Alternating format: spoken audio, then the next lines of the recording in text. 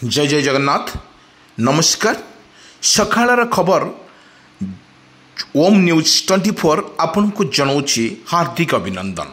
आसतु किछि गुरुत्वपूर्ण घटना पर नजर पकई नवा। प्रथमे देखिबा कौन रही लघुचाप जनित वर्षार प्रभाव। ओडिशा रे लघुचाप जनित वर्षार प्रभाव रे कौन रहिबो यार स्टेटस सरकार केते प्रस्तुत एवं लघुचाप जनित वर्षार ओडिशार परिस्थिति और बेहाल परिस्थिति रे कौन रही यार स्टेटस आसतु ना पूरा वीडियो पर टिके नजर पकई नवा। आसंता 3 तारिख जाए अति प्रबल वर्षा यही सब जिला वार्निंग मत्स्यजीवी को समुद्र को मना। वर्तमान राज्य रे घूर्णिबलय मौसुम स्ट्रप प्रभाव रे वर्षा लगी रही। गत 24 घंटे सर्वाधिक कंधमाल एवं किलोफिलिंग अंचल रे 12.5 सेमी वर्षा अलर्ट होईची। तेबे आसंता 2 तारिख बेलू उत्तर पश्चिम बंगोपसागर अंचल रे आउ एक लघुचाप सृष्टि हेबार संभावना रही। पाणीपाग केन्द्र सतर्क जारी करिछि। दर्शक बंधु यही प्रभाव रे 3 तारिख जाए प्रबल वर्षा संभावना रही। किंतु आमे आपन को कहि रखुछु विशेषकर दक्षिण ओडिशा रे प्रबल वर्षा संभावना रही। मेघुआ पाग सह पवन जोर को नहीं समुद्र अशांत रहिबो। तेणु सुरक्षा दृष्टि को सेप्टेम्बर 2 रु 4 तारिख मध्य समुद्र को मध्य को न जीवाको पाणीपाग केन्द्र पक्षरु परामर्श जारी। पाणीपाग केन्द्र रे पूर्वाह्न आसंता 24 घंटे सारा राज्य रे हालुकारु मध्यम धरणर वर्षा मध्य होबार संभावना रही। आउ किछि जिले में प्रबल वर्षा को नहीं आज एवं कलाहांडी कंधमाल कोरापुट बालेश्वर भद्रक जाजपुर केन्द्रापड़ा कटक जगतसिंहपुर रायगड़ा एवं खोर्धा पुरी सुंदरगढ़ झारसुगुड़ा बरगढ़ संबलपुर देवगढ़ अनुगुल ढेंकानाल केन्दुझर मयूरभंज सोनपुर बौद्ध किंतु एही जिला मानकरे वर्षा सहित पवन लगी रहियो बोली आकलन करिछि पाणीपाग विभाग।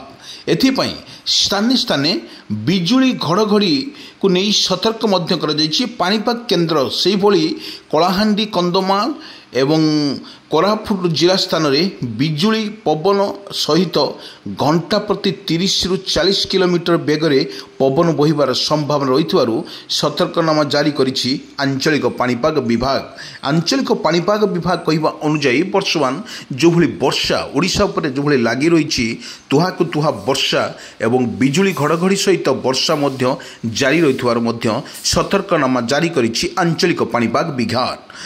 वर्तमान बड़ कथा होउछि समुद्र अशांत थिबारु वर्तमान जो भली लघुचाप सृष्टि होउछि बंगोपसागर लघुचाप सृष्टि होउछि ताहा निश्चित भाव में आमे कहि परिबा जो भली मत्स्यजीवी मानक पई मध्य सतर्कनामा जारी कर जाइछि एवं समुद्र अशांत थिबारु वर्तमान कोनोसी मत्स्यजीवी मानक समुद्र को न जीवा पई मध्य मना कर जाइछि।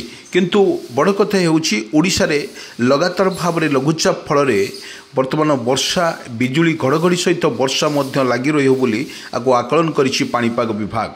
पाणीपाग विभाग कहवा अनुसार वर्तमान ओडिशा रे लगातार भाव में जो वर्षा तुहाकु तुहा वर्षा मध्य लगी रुवा सतर्कनामा जारी करिछि आंचलिक पाणीपाग विभाग। किंतु सबुठु बड़ कथा होउछि आसंता 2 तारिख रे आउ एक लघुचाप 4 तारिख जाए राज्य रे जारी रहिबो। यार निश्चित भाव में वर्षा मध्य जारी रहिबो। किंतु आमे कहूछु आउ एक लघुचाप आसंता 2 तारिख रे उत्तर पश्चिम बंगोपसागर रे एक लघुचाप सृष्टि संभावना रही पूर्वान करिछि आंचलिक पाणीपाग विभाग। एने पूर्वान करी आंचलिक पाणीपाग विज्ञान केन्द्र प्रभाव रे आसंता काली एवं आज राज्य रे बड़ वर्षार आकलन मध्य करा जाइछि। किंतु एही वर्षा प्रभाव रे कलाहांडी कंधमाल गंजाम गजपति रायगड़ा एवं कोरापुट रे प्रबल वर्षा को नहीं येलो वार्निंग जारी करिछि आंचलिक पाणीपाग विभाग। किंतु एभली भाव में जो भली वर्षा ओडिशा पर लगी रही तुहाको तुहा किंतु बाकी 24 जिले में हालुकारु मध्यम धरणर वर्षा हो पारे बोली आको आकलन करिछि पाणीपाग विभाग। सेहीपरि आसंता काली से प्रबल अति प्रबल वर्षा कलाहांडी कंधमाल କୋରାପୁଟରେ ଅରେଞ୍ଜ ୱାର୍ଣ୍ଣିଂ ଜାରି କରିଛି ପାଣିପାଗ ବିଭାଗ। କିନ୍ତୁ ରାୟଗଡ଼ା, ମାଲକାନଗିରି, ନବରଙ୍ଗପୁର, ଗଜପତି, ବଲାଙ୍ଗୀର ଏବଂ ନୂଆପଡ଼ାରେ ପ୍ରବଳ ବର୍ଷା ମଧ୍ୟ ଜାରି ରହିବ ବୋଲି ଆକଳନ କରିଛି ପାଣିପାଗ ବିଭାଗ। କିନ୍ତୁ ଏହି ଜିଲ୍ଲାଗୁଡ଼ିକର ବର୍ଷା ସମୟରେ ଆମେ କହିପାରିବା ଘଣ୍ଟା ପ୍ରତି 40ରୁ 50 କିଲୋମିଟର ପବନରେ ବା 30ରୁ 40 କିଲୋମିଟର ପବନ ବହିବାର ମଧ୍ୟ ଅଧିକ ଯଥେଷ୍ଟ ପରିମାଣ ଥିବାରୁ କିନ୍ତୁ ଆକୁ ପାଣିପାଗ ବିଶେଷଜ୍ଞ କହିବା ଅନୁଯାୟୀ ବର୍ତ୍ତମାନ ଓଡ଼ିଶାରେ ଏହାର ବେହାଲ ପରିସ୍ଥିତି ହୋଇପାରେ ବୋଲି ଆକୁ ଆକଳନ ମଧ୍ୟ କରିଛି ପାଣିପାଗ ବିଭାଗ। କିନ୍ତୁ ପବନ ବହିବାର ସମ୍ଭାବନା ରହିଥିବାରୁ ସେପ୍ଟେମ୍ବର 2 ତାରିଖରେ ଯେଉଁଭଳି କରାଯାଇଛି, ଆଜି 1 ତାରିଖ ଏବଂ 2 ତାରିଖ ଆସନ୍ତାକାଲି କୋରାପୁଟରେ, ମାଲକାନଗିରି ଏବଂ ନବରଙ୍ଗପୁରରେ, କଳାହାଣ୍ଡିରୁ ଅରେଞ୍ଜ ୱାର୍ଣ୍ଣିଂ ଜାରି କରାଯାଇଛି। କିନ୍ତୁ ଲଘୁଚାପ ପ୍ରଭାବରେ ଆମକୁ ବାରମ୍ବାର ମୁଁ ଆପଣଙ୍କୁ କହି ରଖୁଛି ଯେଉଁଭଳି ଭାବରେ ଓଡ଼ିଶା ଉପରେ ରହୁଛି, ଷ୍ଟ୍ରେଟ୍ ଲାଇନ୍ ରହିଛି ଏବଂ ତୁହାକୁ ତୁହା ବର୍ଷା ମଧ୍ୟ ଜାରି ରହିଛି। ସକାଳର ଦୃଶ୍ୟ ଆମେ କିଛି କଏଦ କରିଛୁ ଏବଂ ଯେଉଁଭଳି ଅପଡ଼େଟ୍ ଖବର ନେଇଛୁ ସେଠି ମଧ୍ୟରୁ ଓଡ଼ିଶାରେ ଏହାର ପ୍ରଭାବ ନିଶ୍ଚିତ ଭାବରେ ରହିବ। ଏବଂ କାରଣ କ'ଣ କି ବର୍ତ୍ତମାନ ଯେଉଁଭଳି ଲଘୁଚାପ ପ୍ରଭାବରେ 2ରୁ 4 ତାରିଖ ମଧ୍ୟରେ ସମୁଦ୍ର ଅଶାନ୍ତ ରହୁଥିବାରୁ କିନ୍ତୁ ସମୁଦ୍ର ଅଶାନ୍ତ ରହୁଥିବାରୁ ସମୁଦ୍ର କୂଳକୁ ନ ଯିବା ପାଇଁ ମଧ୍ୟ ସ୍ପଷ୍ଟ କରିଛି। କିନ୍ତୁ ଆମେ ଯେଉଁ ଏକ ଭିଜୁଆଲ ମାଧ୍ୟମରେ ଦେଖାଉଛୁ, ଦେଖନ୍ତୁ କିପରି ରହିଛି ଏହାର ପ୍ରକୃତିର ତାଣ୍ଡବ ଲୀଳା। ବର୍ଷା, ଆକାଶର ବାଦଲ ଫଟା ବର୍ଷାରେ ଭିଜୁଛି ବର୍ତ୍ତମାନ ସାରା ଓଡ଼ିଶା। ଦେଖିବାକୁ ଏହି ଚିତ୍ରରୁ ବାରି ହେଉଛି ନିଶ୍ଚିତ ଭାବରେ ବର୍ଷାର ଆଗମନରେ କେମିତି ଆକାଶର ରଙ୍ଗ ମେଘବର୍ଣ୍ଣ ହୋଇ ରହିଛି। କିନ୍ତୁ ଆମେ କହୁଛୁ ସମୁଦ୍ର କଥା, ଯେଉଁଠି ବଙ୍ଗୋପସାଗରରେ ଲଘୁଚାପଟି ସୃଷ୍ଟି ହେଉଥିବା ବେଳେ 2ରେ ଲଘୁଚାପ ସୃଷ୍ଟି ହେବ, ପୁଣି ଆଉ ଗୋଟେ ଆର ସପ୍ତାହରେ ମଧ୍ୟ ଲଘୁଚାପ ସୃଷ୍ଟି ହେବାର ସମ୍ଭାବନା ରହିଥିବାରୁ ଆପଣଙ୍କୁ କିଛି ଭିଜୁଆଲ ଆମେ ନେଇଯାଉଛୁ ସମୁଦ୍ର ବା ବଙ୍ଗୋପସାଗରକୁ।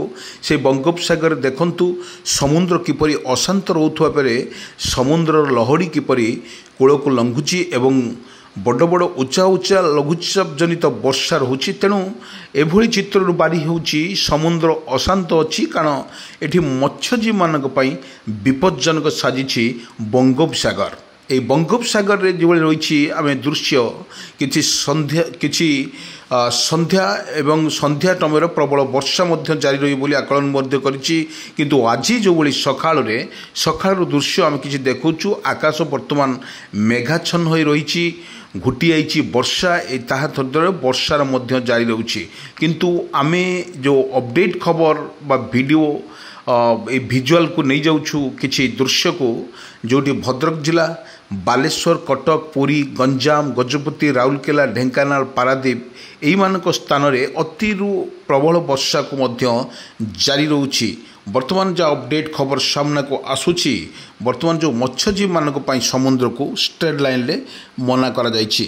କିନ୍ତୁ ଏଠି 2ରୁ 4 ତାରିଖ ମଧ୍ୟରେ ସମୁଦ୍ର ଅଶାନ୍ତ ଥିବାରୁ ସମୁଦ୍ର ମଧ୍ୟକୁ ନ ଯିବାକୁ ମତ୍ସ୍ୟଜୀବୀକୁ ବାରଣ ମଧ୍ୟ କରାଯାଇଛି। ଆସନ୍ତା 5 ତାରିଖରେ ସକାଳ ପର୍ଯ୍ୟନ୍ତ ରାଜ୍ୟରେ ବର୍ଷା ଜାରି ରହିବ ନେଇ ବର୍ତ୍ତମାନ ଆଞ୍ଚଳିକ ପାଣିପାଗ ବିଜ୍ଞାନ କେନ୍ଦ୍ର ପକ୍ଷରୁ ସୂଚନା କରାଯାଇଛି। କିନ୍ତୁ ସବୁଠୁ ବଡ଼ କଥା ହେଉଛି ଯେଉଁଭଳି ଲଗାଣ ବର୍ଷା ଫଳରେ ବର୍ତ୍ତମାନ ଯେଉଁଭଳି ଅଗଷ୍ଟ ମାସରେ ପ୍ରବଳ ବର୍ଷା ମଧ୍ୟ ଜାରି ରହିଥିଲା ଓଡ଼ିଶାରେ।